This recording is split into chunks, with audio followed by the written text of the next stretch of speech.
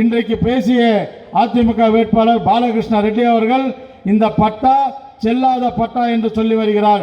இனிமேல் இந்த பட்டா செல்லாத பட்டா என்று நீ சொல்லி வந்தால் உன் மீது வழக்கு தொடரப்படும் என்பதை இந்த மேடையிலே நான் சொல்லிக்கொள்ள கடமைப்பட்டிருக்கிறேன். காரணம், தமிழ்நாடு அரசை நீ கொச்சப்படுத்துகிறாய். மாண்புமிகு முதலமைச்சர் அவர்கள் வழங்கிய அந்த பட்டாவை நீ கொச்சப்படுத்துகிறாய்.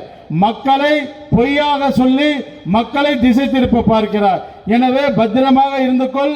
ஏற்கனவே ஒரு முறை சிறை தண்டனை பெற்று நீ வெளியே போனவன் தான். அதனால இதற்கு மேலும் அது போல பேசாது. திராணி இருந்தால் உங்களுடைய ஆட்சியில சாதனைகளை பேசு. உங்களுடைய ஆட்சியுடைய சாதனைகள் பேசுவதற்கு என்ன இருக்கிறது?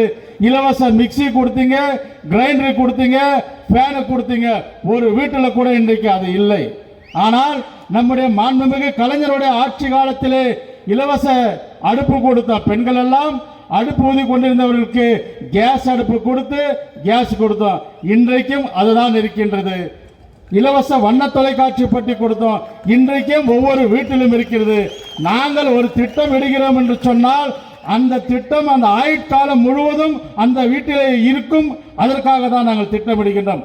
உதாரணத்திற்கு பெண்களுக்கு இலவச பஸ் பயணம் என்று நம்முடைய தலைவர் அவர்கள் அறிவித்து இன்றைக்கு அந்த திட்டம் தமிழ்நாடு முழுவதும் செயல்பட்டு வந்து கொண்டிருக்கின்றது.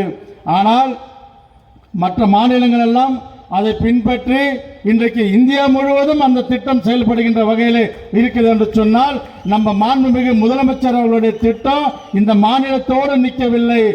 இந்தியா முழுவதும் அந்த திட்டம் செயல்படுகிறது என்று சொன்னால் இந்த நாட்டு மக்களை பற்றி சிந்திக்கின்ற ஒரே ஒரு தலைவர் நம்ம மாண்புமிகு முதலமைச்சர் அவர்கள் என்பது இங்கே இருக்கின்றவர்கள் புரிந்து கொள்ள வேண்டும்.